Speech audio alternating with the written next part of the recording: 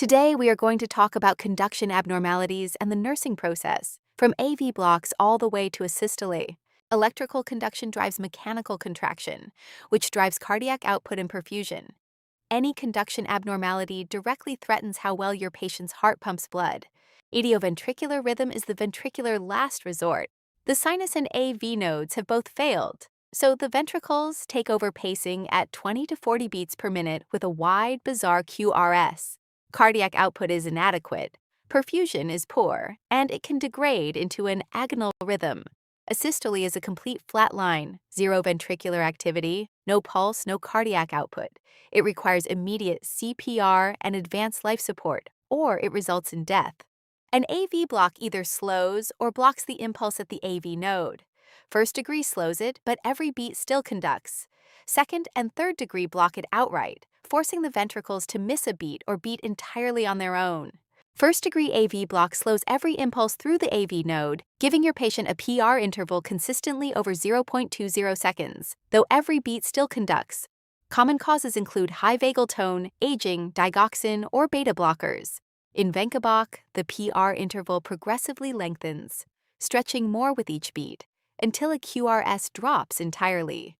Your patient usually tolerates it well, though frequent drops can cause palpitations or lightheadedness. Type 2, second-degree block intermittently blocks atrial impulses, while the PR interval of conducted beats stays constant, often in a 2-to-1 or 3-to-1 pattern.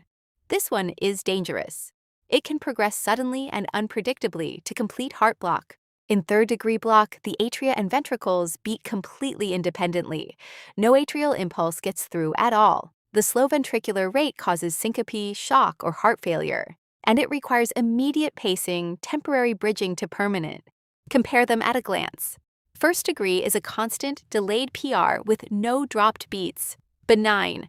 Type 1 progressively lengthens before a predictable drop.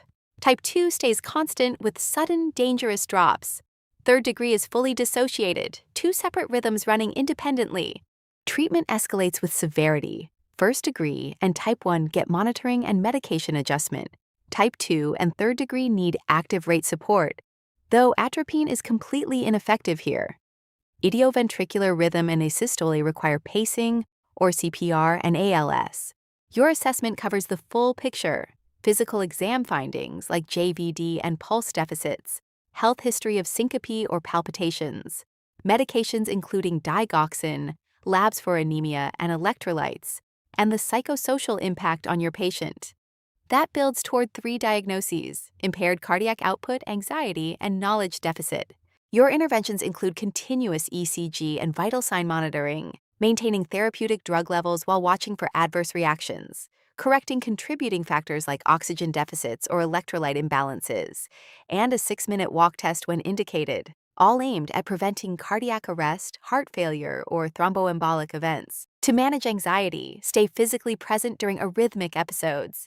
Encourage your patient to voice their fears, use symptom diaries to track triggers, and celebrate small treatment successes to rebuild their confidence.